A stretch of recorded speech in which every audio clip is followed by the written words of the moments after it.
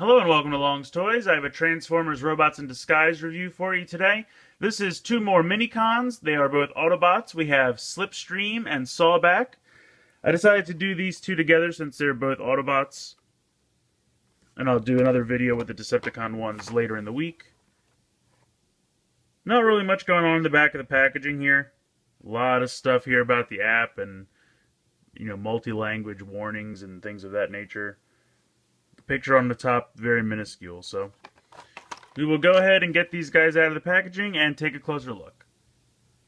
Alright, so here we have Slipstream and Sawback out of the packaging, and I've gone ahead and removed their armor from the kind of little plastic tray that it comes in.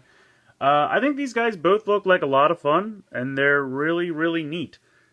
These new Minicons really remind me of kind of the G1 cassettes in the way that, they all transform into roughly the same shape.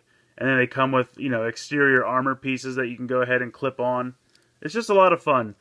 There's definitely a nostalgia factor to it for me. I think Slipstream looks pretty good. He definitely seems very kind of bulky, very, muscle bound. I like he's got nice blue painted eyes there. Nice little bit of orange detail on the head crest. And his little logo thing you can scan here for the app. Not really much going on in the back. His transformation is very simple. You just push his arms together, or towards the body, I should say. And then everything just collapses in. No problem there. Nice solid disc. To transform back, pull the arms out. There you go. Now he does have all of this armor. He's got this crazy kind of head of a tiger helmet piece. Which is kind of cool, but it's a little difficult to actually get on. And when you push it on, it really obscures the rest of his face. You can kind of barely see it through there. It's a neat helmet, but I just think it would have been nicer if it would have fit on his head better. He's also got some shoulder pieces here. And the nice thing is, all of these pieces kind of have unique pegs, so that you really can't put them on wrong. There's only one way to put them on. I'm sorry, this goes down here. As I'm demonstrating right now, there we go. So these clip on the shoulders, or I should say the forearms rather.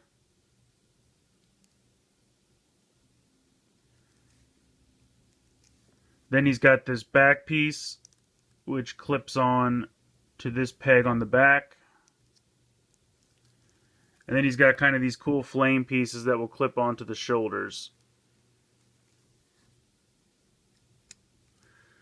So that's primarily it for his armor. He comes with two swords, which are a little difficult to get into his fists because it's a little tight.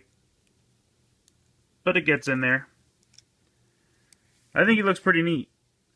I definitely like the giant helmet. Like I said, I just wish it fit a little bit farther back on his head. But he looks pretty cool. Next up we have Sawback. I really like Sawback. I think because he's a wolf and because he's dark blue. And blue is one of my favorite colors, so I'm a little partial to blue. But I think he's neat. He's got kind of nice green eyes painted. I'll see if I can get a little bit closer. There we go. The paint on the face is nice. I think it looks pretty good. And of course, here's his app scan badge. To transform, all you do is push the tail forward, and that'll rotate everything. And then you just snap it closed. This one transforms really nice and easy. But he is pretty much solidly blue. Really, the detailing on the head is the only place the color really comes into it. Now he also has some armor. These, I believe, peg down here. I think I'm doing this backwards. It is nice, like I said, each peg is beveled in a way. You can see how that's almost like a crescent moon. So you really can't put these on backwards. I really do appreciate that because I'm sure I would put them on backwards all the time if left to my own devices. So I appreciate the making it idiot proof.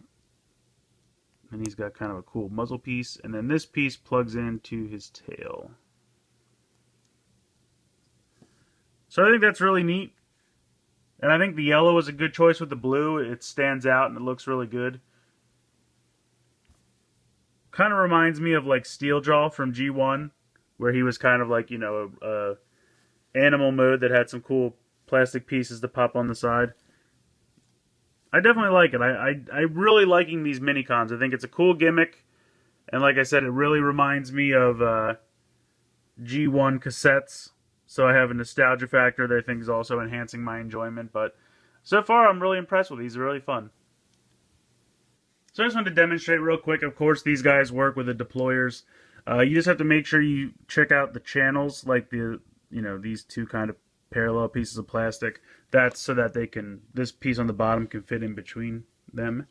So plop this right in like this, and then we'll pull it back. It launches pretty well. Now this guy does not go the same way you would think. His channels are actually a little different, so you just have to make sure that you're lining it up correctly. Pop it in. Woo! So yeah, they both work perfectly great with the deployers.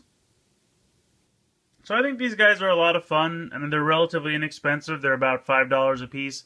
I found these at Target. Target's kind of in the middle of rearranging their toy section right now, so if you haven't found them at your local Target, give it a week or so, and they should be done rearranging everything. They just don't like to put out new product when they're just going to have to move it, which makes sense. So once they're all done, that's when they're going to really fill the shelves with all their new stuff. I have seen the actual deployers of Drift and Fracture at Toys R Us, but I haven't seen the Minicons at Toys R Us. I've only seen them at Target. Walmart, I haven't seen anything, so that's kind of par for Walmart, though.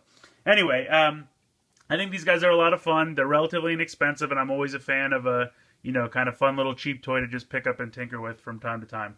So I highly recommend them. There's definitely also a little bit of G1 nostalgia for me, because they definitely remind me of the cassette packs from, you know, back in the day. You have a little cassette that has some armor to clip on, make them look a little bit cooler. I definitely love them. I think they're fun, they're cheap, there's no reason to pick them up. If you're collecting RID stuff, I say go out and pick these guys up when you can find them. They're great. I have no complaints. So let me know what you guys think in the comments below. Please like and share this video. Please subscribe if you haven't already. I hope you've enjoyed this look at Minicons, Slipstream, and Sawback from Transformers Robots in Disguise, and thanks for watching.